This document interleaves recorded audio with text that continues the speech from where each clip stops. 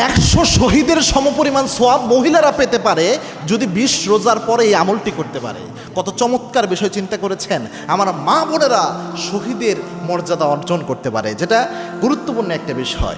আল্লাহর হাবিব সাল্লাল্লাহু আলাইহি সাল্লাম জানিয়েছেন, আমি নবী যে চলে যাব, আমার পরে আমার অনেক সুন্নাত মৃত হয়ে যাবে। আমার একটা মৃত সুন্নাকে যদি কোনো আমার উম্মত জীবিত করে চিন্তা করার চেষ্টা করে, ওই উম্মত 100 গলা কাটার পরিমাণ শহীদের সমপরিমাণ সোয়াব তার আমল নামায় নিয়ে নেয়। সুবহানাল্লাহ, 100 গলা কাটা শহীদের সমপরিমাণ সোয়াব ওই উম্মত তার আমল নামায় পেয়ে যাবে। সুবহানাল্লাহি বিহামদি। এখন বলতে পারেন 20 রোজার পরে এটার সাথে হাদিসের ফজিলতটা কি? এখানে 20 রোজার পরে আমার মা বোনদের ইতিকাফ, এই যে আমার মা বোনরা ইতিকাফ করে, ইতিকাফের ফজিলত রয়েছে। এখন আপনি দেখেন আমাকে বাংলাদেশে কয়জন মহিলা মা বোন ইতিকাফ করে দেখেন, গোটা ওয়ার্ল্ড ওয়াইডই দেখাইতে পারবেন খুব কম, হয়তো হাতে গোনা পার্সেন্টেজ হিসেবে হিসাব করলে খুব কম পার্সেন্টের মহিলারা ইতিকাফের আমল করে। অথচ রাসূল ইসলামের স্ত্রীরা এই আমল করতে বুখারী মুসলিমে অসংখ্য হাদিস রয়েছে।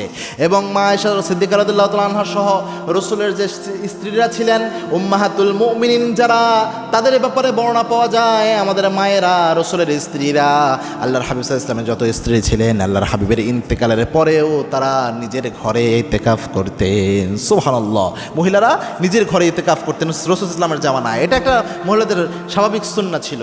তো আমাদের এই সময় এসে কোনো মহিলা কিন্তু এটা করে না। তো কোনো মহিলা নিজের ঘরে একটা নির্দিষ্ট জায়গা যদি সে ঠিক করে নেয় এবং ওই জায়গায় যদি সে একদিন হোক, কম পরিমাণের ব্যাপারে বর্ণনা এসেছে, তবে 3 দিন ব্যাপারে সবচেয়ে বেশি মত পাওয়া যায়, সর্বনিম্ন 3 দিন হওয়া উচিত, অথবা 10 দিনে যদি কেউ করে, কোনো বোন কোনো মা যদি এই ফজিলতটা, এই সওয়াবের নিয়তটা করে যে এটা একটা হারিয়ে যাওয়া সুন্নাহ একরকম মহিলা সাহাবীদের, এই সুন্নতটা আমি জিন্দা করব, এরপরে সে যদি ইতিকাফ করতে পারে নিজের ঘরে একটা এরিয়ায় আল্লাহর ইবাদতে মগ্ন থাকতে পারে, ইনশাআল্লাহ ওই হাদিস অনুযায়ী 100 গলা কাটা শহীদের সমপরিমাণ সোয়াব আল্লাহ রাব্বুল আলামিন তার আমল নামায় দিয়ে দিবে।